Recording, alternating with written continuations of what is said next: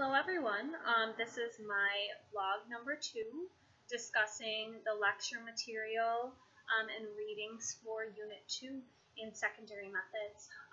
So I'm sort of going to approach this speaking about the lecture and then the reading and then the videos, sort of interspersing what I thought was exciting and sort of my skepticism about some of the topics.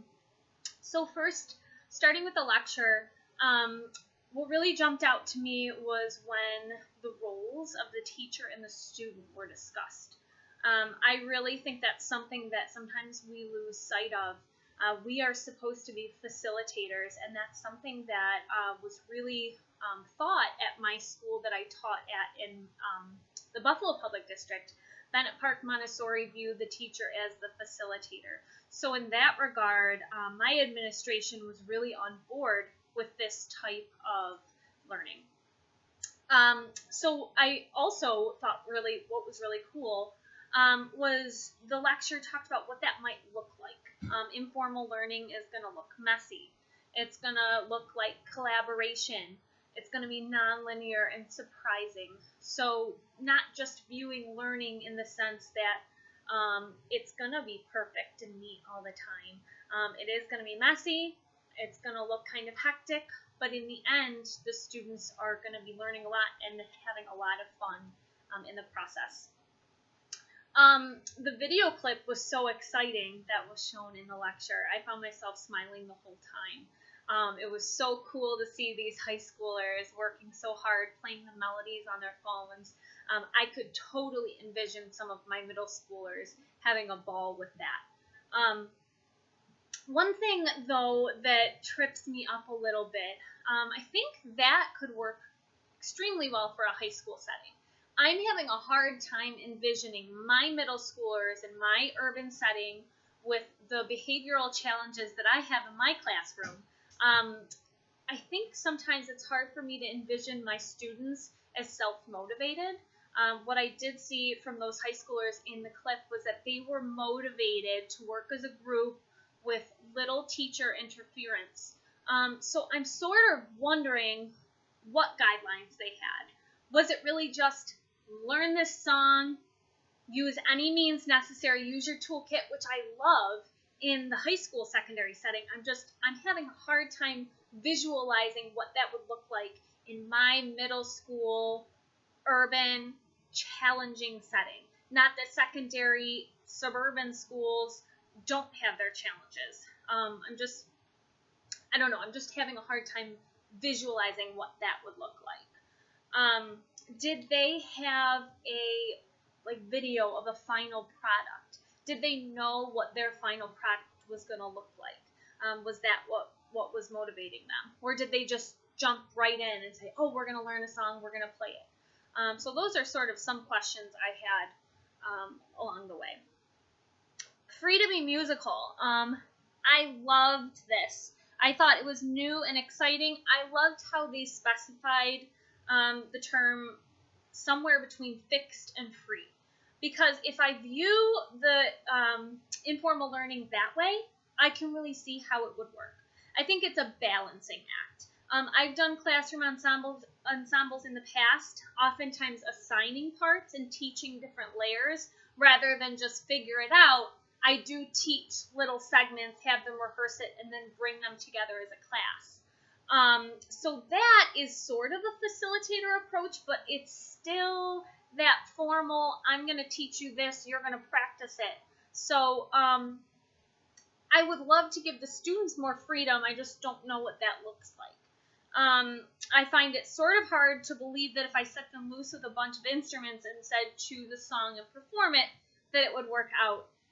Even though I love the idea of doing this project and using their musical toolkit, again, I'm wondering how that would work. I feel like my students might break the instruments, they might sit there and just goof off, and they wouldn't be self-motivated. But if I gave them a little more structure, I think it would work. So I'm just wondering if that goes against what Lucy Green said. Also, song choice. If I ask my students what song they want to do, a lot of it is going to be inappropriate, but it's not that you can't do that. I think what I would do with my middle schoolers is give them a few options.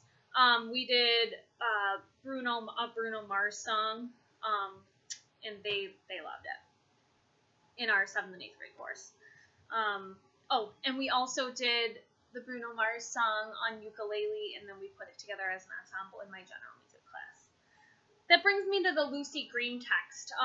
Although I'm skeptical of the logistics for an urban setting, I loved her analysis of history of music learning, especially the notion that world music and pop music and more relevant music content should be added. And I love the fact that she addressed that in the past, content has been changed and we've added so much to the curriculum, but the pedagogy was not changed. And it was still a formal way of teaching the new content. So I thought that was really interesting that she brought that up.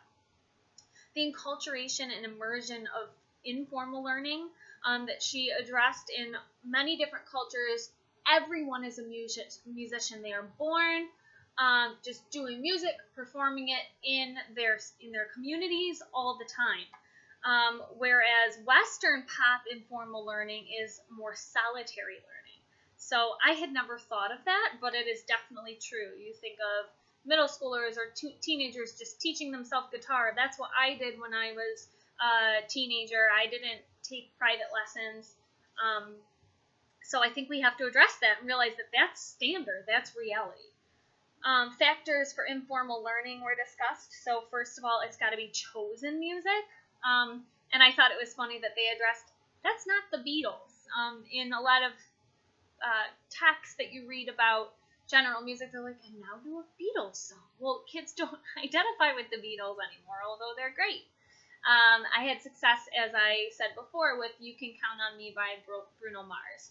They loved that piece. I had my 7th and 8th grade general music playing it on ukuleles. What I could have done to maybe make it more of the informal music learning that we're talking about is add some more parts. Maybe I assign a group to figure out how the bass line goes on the Orff instrument. So I could add in different parts and give them more options as to what parts they want to play, although that makes me a little nervous because with my kids that could be setting me up for some behavior issues. Copy by ear. So that's I sort of do that with my kids, but I do add in tablature. So that's an element of notation that's not always used in the informal learning setting. Peer learning is very important in the informal setting. Real-world situations and dealing with a whole piece of music. And that it entails listening, performing, improv, and composing, not just reproduction. So there's an element of creativity there. They did mention that the two of the groups in the study had some behavior challenges in their group. This makes up like a third of my students, so I'd be interested in seeing more of those results. And they mentioned that maybe there would be an assistant in that room. Well, we don't have assistants. So, again, I feel like I'm coming off sort of negative and skeptical in this vlog, but it's just sort of the reality of what I've seen. I try and do creative things, but they do have to be structured. So I'm just sort of a little hesitant. The musical futures video, I loved the quote. One of the little girls said, I didn't think I'd be at a school with so much opportunity. And I think that is a huge light bulb. We need to be coming up with opportunities for our students all the time, in the classroom, performance opportunities. And that's exactly what Musical Futures is doing for these students.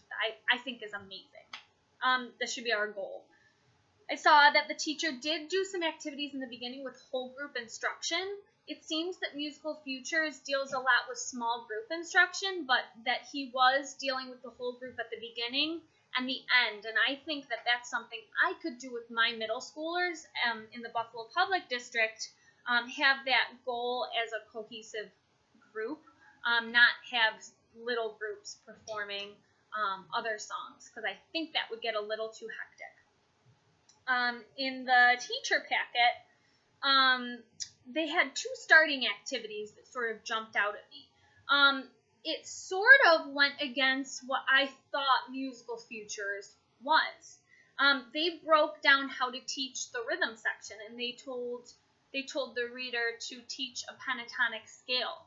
So, although it was learning by ear and things, the teacher was taking that role and teaching them a scale and setting them up with the D minor chord in the beginning. So there was that sort of dichotomy that sort of jumped out at me.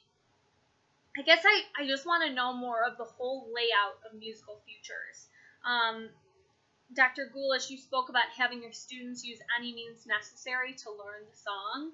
Would you go to a more step-by-step approach with a smaller amount of freedom for that same activity in a middle school setting with some more behavior issues, or would you give them that same setup that you gave with your high school students? Just something I was wondering. So I was recently hired as a 2nd and 3rd grade general music teacher in the Albany area, so I'm super excited about that. But if I were using Musical Futures in my previous position, or rather, now I'm referring to the improv book, I could definitely use Riff On for my middle school general music class. I've done a lot of ensemble work in class, and this fits to what I'm accustomed to do. It had kind of a more step-by-step approach, perhaps with a little bit more freedom than I'm used to giving my students, and it made sure to give the students freedom to explore at the beginning, but still with rules and boundaries. I think I could utilize whole class ensembles, like I said before. The video showed the class working in groups and then coming together to create a song as a class. I think middle schoolers would work well in this setting. I think the most innovative thing about Musical Futures and the improv book and Lucy Green is the fact that we're looking at music for what it is now and what it is for real. We're not looking at music for what it should be or what we think it should fit into. We're not putting it in a box. We're saying, what does music look like right now for our current students in their everyday life, in what they like to do and what they're interested in. This is the ultimate form of child-centered teaching, and it's child-centered content, and it's child-centered pedagogy.